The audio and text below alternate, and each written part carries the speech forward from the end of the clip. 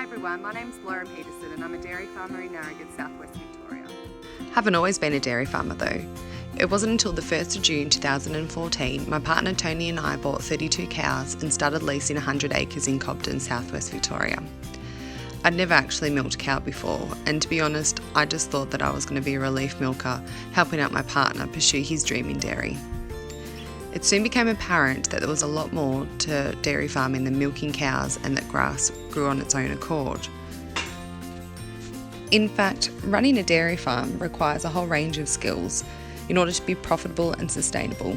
So, once I'd covered the basics of milking and learning to drive a tractor, I quickly got a crash course in vet and animal husbandry.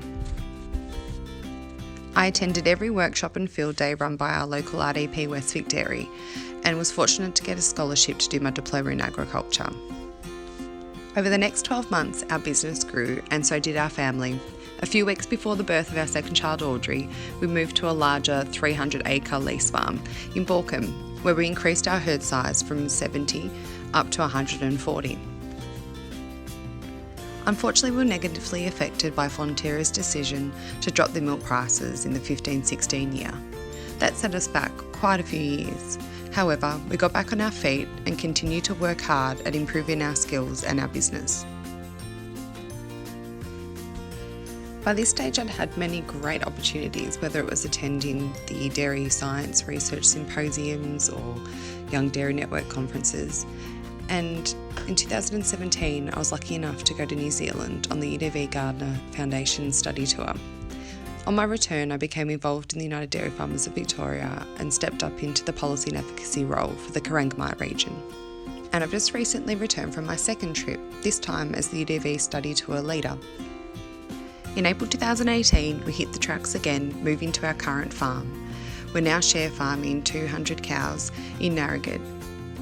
We're managing over 400 acres, milking in a 23 swing over herringbone.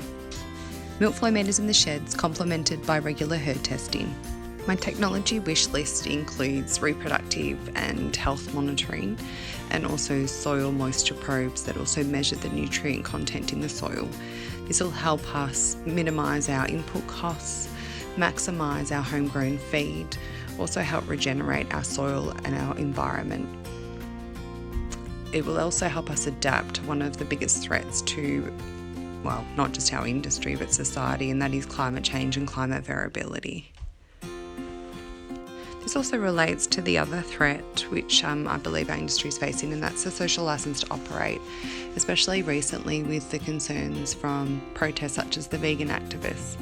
Whilst I don't condone what they do in terms of invasion of farms and abattoirs and other agricultural businesses that have been disrupted, I'm not against lawful protests, and I think that it was actually a missed opportunity from our industry to stand up and demonstrate the high animal welfare and quality product controls that we have in agriculture and in dairy in Australia, how far we've come, but also be honest about the things that we can do better.